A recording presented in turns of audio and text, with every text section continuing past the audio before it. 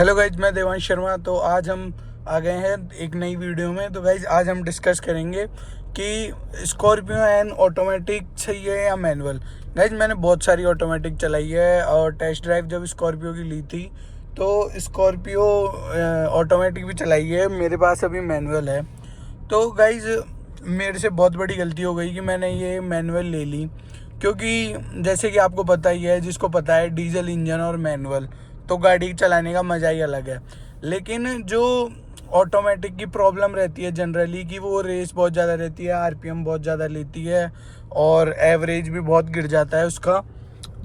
तो वो इतनी प्रॉब्लम स्कॉर्पियो एन के साथ नहीं है, क्योंकि जो स्कॉर्पियो एन का ऑटोमेटिक जो इंजन है, ऑटोमेटिक सेट है, वो इतना अच्छा है कि मैं आपको बता नहीं सकता कि मतलब वो कितना अच्छी उसकी गियर शिफ्टिंग है और कितना मतलब इजीली गियर शिफ्ट कर लेता है वो ऑटोमेटिक बॉक्स। तो यही कुछ है कि मैंने बहुत बड़ी भूल कर दी मैनुअल लेके। अब जैसे मैंने ऑटोमेटिक भी चलाई थी टेस्ट ड्राइव पे, तो तब की मैंने वीडियो नहीं बनाई।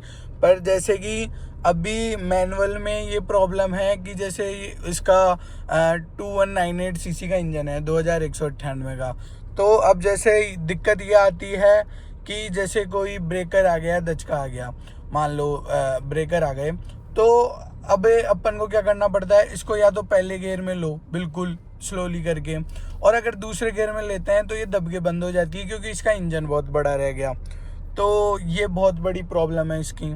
और जैसे कि ऑटोमेटिक रहता है कि आराम से इजीली आप एक पैर से चलाओ, एक पैर को आराम दो। अब इसमें क्या है, मतलब जैसे अपन लॉन्ग ड्राइव करते हैं, हालांकि इसकी क्लिच बहुत हल्की है, जैसे कि इसकी क्लिच इतनी कोई दिक्कत नहीं आती, लेकिन फिर भी मतलब लॉन्ग ड्राइव में ऑटोमेटिक बेस्ट है लॉन्ग ड्राइव पे। या फिर अपन बोल सकते हैं कि लॉन्ग ड्राइव पे और सिटी में के ट्रैफिक में जो बम्पर टू बम्पर ट्रैफिक होता है उसमें ऑटोमेटिक बेस्ट है, उससे अपन परेशान नहीं होते।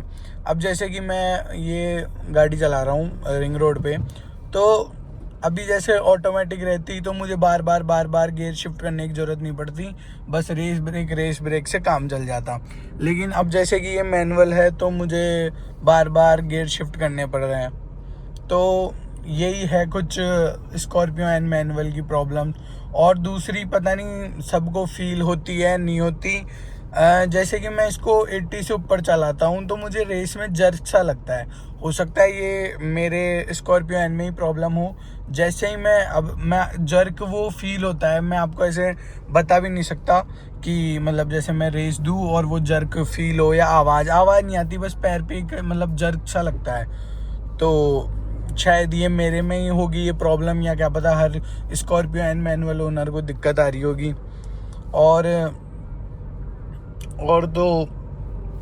और तो बस वही है जो सेम है, मतलब स्कॉर्पियो एन और ऑटोमेटिक और मैनुअल में कोई ज़्यादा डिफरेंस है नहीं। अब जैसे कि देख लो, अभी 4th गियर पे है, ठीक है, और अब 5th पे है।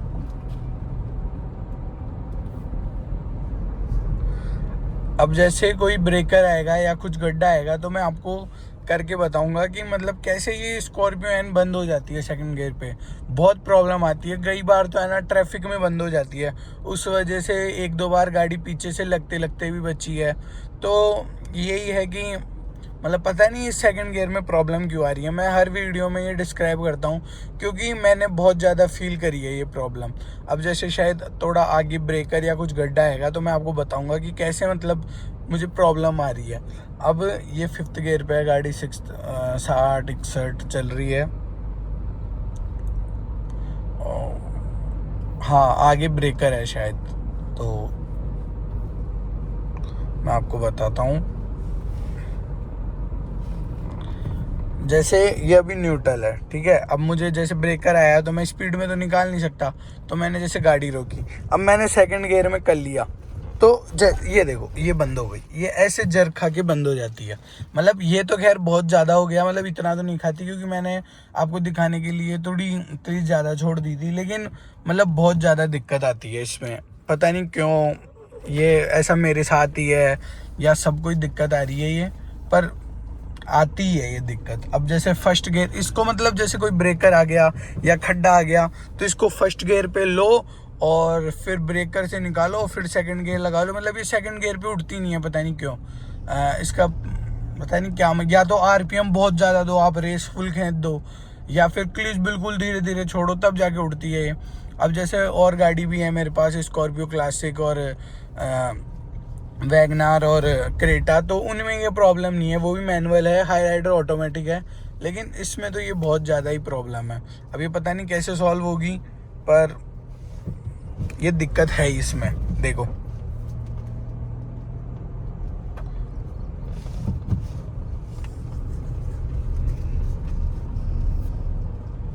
तो अभी हम यहाँ से घुमा लेते हैं गाड़ी को।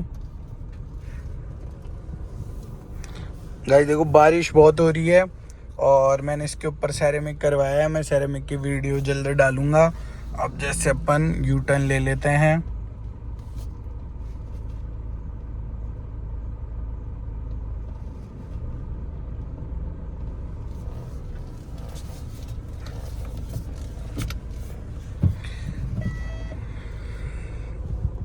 और इसके बैक कैमरे की क्वालिटी भी मतलब ऐसे अपन बोल नहीं सकते कि अच्छी है। हाँ कि काम चल जाता है, इतनी तो अच्छी है, लेकिन मतलब जिस रेट की ये गाड़ी है उस हिसाब से इसका बैक कैमरे की क्वालिटी इतनी अच्छी नहीं है, पता नहीं क्यों। कई बार होता है कि जो प्रॉब्लम अपने मतलब खुद की गाड़ी में रहती है वो दूसरों की में नहीं रहती, तो हो सकता है एक दो प्रॉब्लम ये हो। और ये है कि इसके मतलब जो मैनुअल गियर बॉक्स है, जैसे कि मैंने आपको बताया ही, वो पता नहीं क्यों मतलब उसकी गियर शिफ्टिंग इतनी इजी नहीं है जितनी और गाड़ियों में है, जैसे कि क्रेटा हो गई, स्कॉर्पियो क्लासिक हो गई। मतलब इसके गियर बहुत हार्ड लगते हैं, ऐसा मुझे लगता है पर्सनली, मतलब comparatively to all the other manual जो मेरे पास है। और बात रही ऑटोमेटिक की, तो मैंने स्कॉर्पियो एन ऑटोमेटिक अच्छी खासी चलाई थी, मतलब करीबन 15-20 किलोमीटर, मतलब तेज़ भी धीरे भी, सिटी में भी और वैसे नॉर्मल रोड पे भी। तो मतलब मुझे इतना फील हुआ नहीं कि मतलब ये ऑटोमेटिक है, क्योंकि रीज़न ये था उसकी जो गियर शिफ्टिंग थी वो इतनी लाइट थी, इतनी मतलब इजी थी कि मैं आपको बता नहीं सकता। तो अब जैसे कि देखा जाए तो बहुत अलग अलग चीज़ें हैं जो कि मैं आपके लिए नेक्स्ट वीडियो में लाऊंगा, जैसे पॉजिटिव्स ऑफ स्कॉर्पियो एन। और मैंने अभी रिसेंटली इस पर सेरेमिक करवाया है, तो मैं आपको सेरेमिक भी बताऊंगा कि मतलब सेरेमिक के क्या फ़ायदे हैं, क्या नुकसान है, और क्या कॉस्ट पे पड़ती है स्कॉर्पियो एन में सेरेमिक, आपको कितने साल की करवानी चाहिए, ये सब है। और जो मिथ्स है लोग बागों के, जितने की मैं सेरेमिक करवाऊंगा उतने में तो मैं न्यू पेंट करवा लूँगा। तो ये सब सबके अलग अलग पॉइंट ऑफ व्यूज़ है, पर मेरा ये है कि सेरेमिक आपको स्क्रैच विस्क्रैच से तो नहीं बचाएगा, लेकिन गाड़ी इजी टू मेंटेन हो जाती है। जो मेन पर्पस है मेरा सेरेमिक करवाने का वो यही है कि गाड़ी easy to clean, easy to wipe हो जाती है, मेंटेनेंस उसका इजी रह जाता है। इस वजह से मैं सेरेमिक करवाता हूँ और मतलब मैंने करवाई है इसमें। अब जनरली आप देखो, जैसे कि मैंने ये पानी मारा तो ये इजीली क्लीन हो गया, ये बबल्स बन के साइड में आ गया, देखिए, ये देखिए, ये देखो, ऐसे बिल्कुल वाइप हो गया, बिल्कुल इजीली, ऐसे कोई दिक्कत नहीं है ये सच।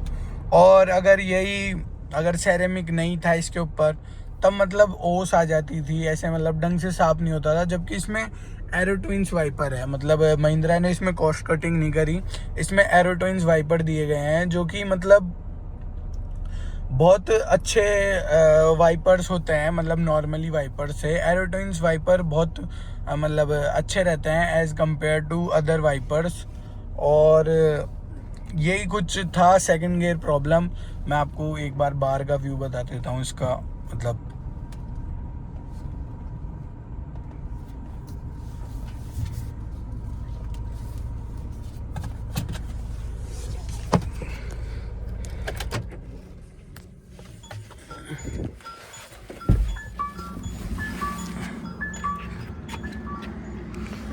तो ये है गाइस कुछ अपनी स्कॉर्पियो एन सेरेमिक करवा लिया है इसके ऊपर, पर बारिश की वजह से मतलब मैं इसको क्लीन कर रहा नहीं हूँ क्योंकि ये फिर गंदी हो जाती है। मतलब बिल्कुल इसका सॉफ्ट सर्फेस हो गया है। मतलब अभी मैं एक कपड़ा मारूंगा उसमें पूरी सही हो जाएगी, पर बारिश का सीज़न चल रहा है तो मैं इसको बार बार करवा रहा नहीं हूँ। और जो इसके स्वाइपिंग इंडिकेटर्स है वो सबसे अच्छी चीज़ है इसमें। और जो स्वाइपिंग इंडिकेटर्स है वो सबसे अच्छी चीज़ है, आगे भी और पीछे भी। ये देखिए। और मैंने इसमें स्मोक भी करवाया है, जो पीछे की इसकी लाइट्स है उनको स्मोक करवाया है, क्योंकि इसका रीज़न ये था कि ये बहुत रेडिश थी और बहुत अलग लगती थी। तो अब थोड़ा ये मतलब मैचिंग हो गया, थोड़ा ज़्यादा नहीं स्मोक करवाया, बिल्कुल ब्लैक नहीं करवाया, उससे थोड़ा मैचिंग हो गया, उससे अच्छा रहा। और कैलिपर्स को रेड करवाया है, चारों कैलिपर्स को रेड करवाया है। ये भी मतलब एक इनहेंस करता है लुक स्कॉर्पियो एन का। तो यही है कुछ गाइस, मिलते हैं अगली वीडियो में।